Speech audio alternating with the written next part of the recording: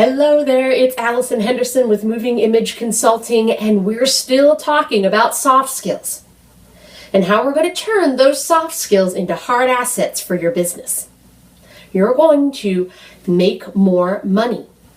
It's as simple as that. If you pay attention to how you are presenting yourself, this is your tone of voice, your body language, the gestures that you use, the choice of words that you make. All of these things we don't spend enough time on. We don't spend enough time working on our communication.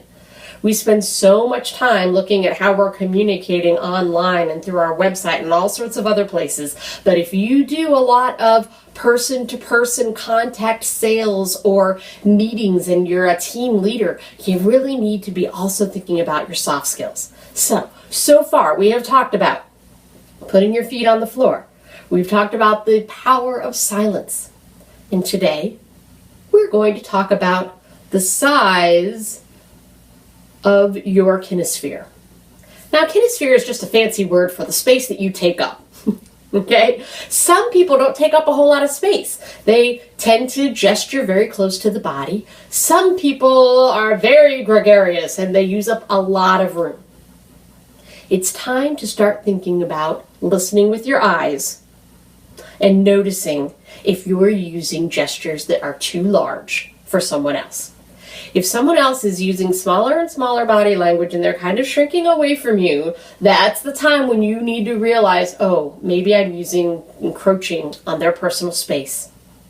This could be in a networking group, when there's a little cluster of people and then there's somebody who's really big and then they kind of make the circle bigger in order to give them space.